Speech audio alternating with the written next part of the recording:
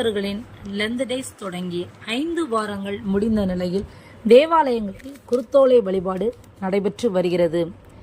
கிறிஸ்தவர்கள் 41 நாட்கள் ஃபாஸ்டிங் இருந்து இயேசு பாடுபட்ட நாளை கொண்டாடுவது வழக்கம். ஈஸ்டரின் முந்தைய ஞாயிற்றுக்கிழமை குருத்தோலை ஞாயிறாக கடைபிடித்து வருகின்றனர். இயேசு ராஜா எருசலேமை நோக்கி கழுதையின் மேல் பவனி வருகிறார். மக்கள் எல்லாரும் குருத்தோலை ஏந்தி கொண்டு ஓசன்னா, கர்த்தருடைய நாமத்தினாலே வருகிறவர் சோத்தரிக்கப்பட்டவர் என்று ஆர்ப்பரிப்பார்கள். ஆண்டுகள் கிறிஸ்தவ மக்கள் ஆலயத்தை சுற்றியுள்ள பகுதிகளில் பவனியாக வலம் வருவார்கள். தூத்துக்குடியில் இந்த பவனியானது மிகவும் சிறப்பாக நடைபெற்றது.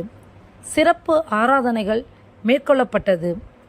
கத்தோலிக்கர் மற்றும் சிஎஸ்ஐயை சேர்ந்தவர்கள் இந்த நிகழ்ச்சியை மிகவும் சிறப்பாக கொண்டாடி உலகம் முழுவதும் வருகின்றனர்.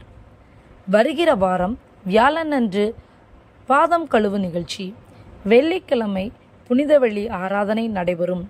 இயேசு சிலுவையில் தொங்கும்போது சொன்ன 7 வார்த்தைகள் பிரசங்கிக்கப்படும்.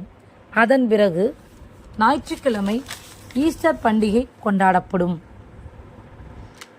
ஈஸ்டருக்கு முந்தைய வாரமான இன்று எல்லா தேவாலயங்களிலும் குருத்தோலை ஞாயிறு அனுசரிக்கப்படுகிறது.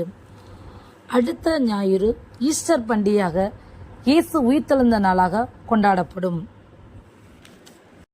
கிறிஸ்தவர்கள் உலகமெங்கும் இந்த குருத்தோலை ஞாயிறை மிகவும் சிறப்பாக சந்தோஷமாக கொண்டாடி வருகின்றனர்.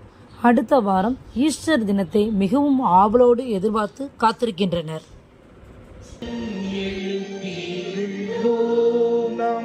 இறைவனாகிய ஆண்டவருக்கு நன்றி கூறு.